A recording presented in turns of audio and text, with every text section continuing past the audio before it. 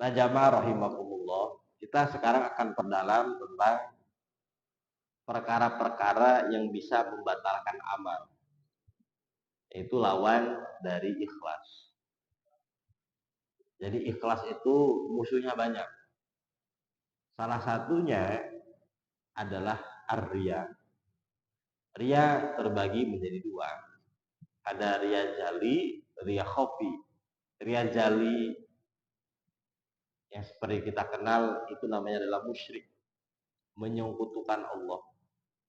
Kalau dulu menyekutukan Allah, menyembah apa? Menyembah patung, menyembah pohon dan lain sebagainya. Kalau sekarang udah nggak ada. Syirik jali atau riya jali yang nampak, yang sering kita kerjakan di zaman sekarang adalah ketika kita beribadah, kita itu lebih senang dilihat oleh orang lain. Itu syirik jali atau syirik atau riya jali, riya yang nampak. Ketika kita beribadah, kita lebih senang ada orang lain di sekitar kita. Kalau nggak ada orang lain kurang semangat. Nama itu riya jali. Ada lagi riya khafi, kerja yang sangat lembut.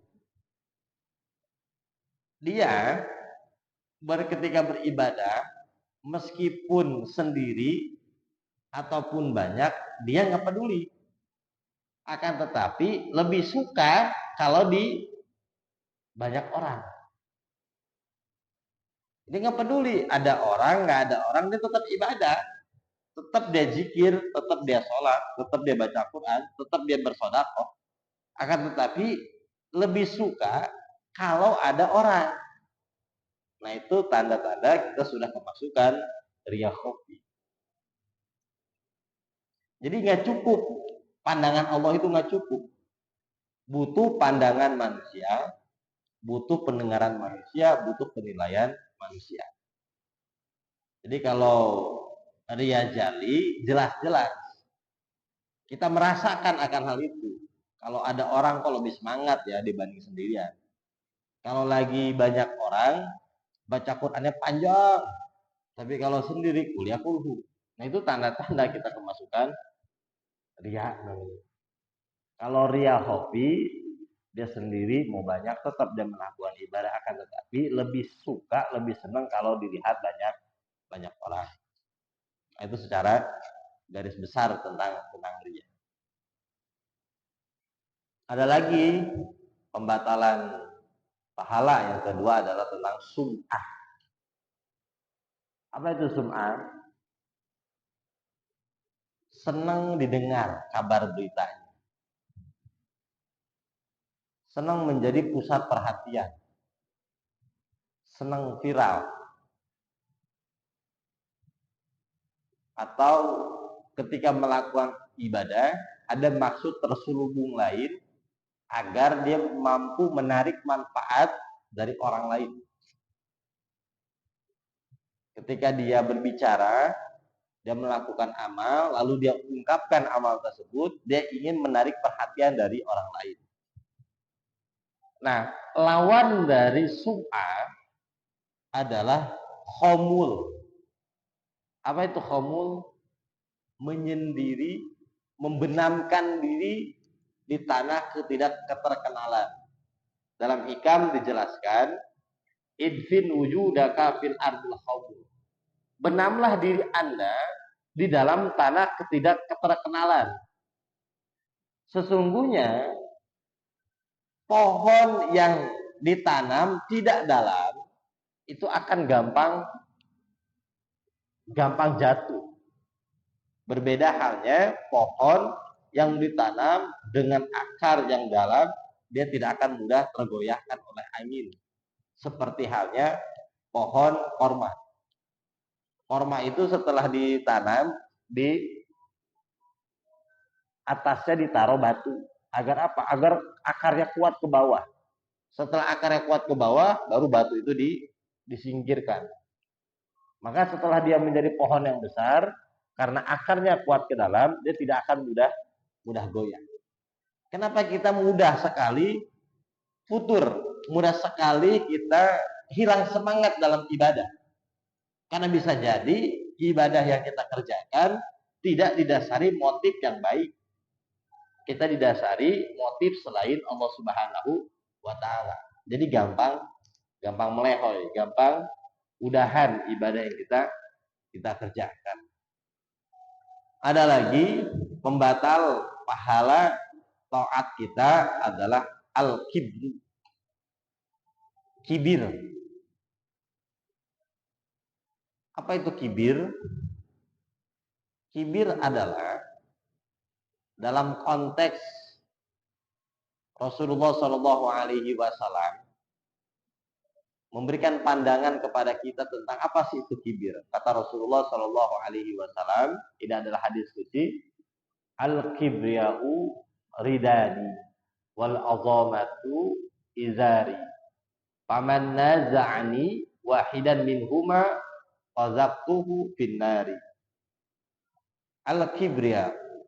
Kibir itu adalah selendangku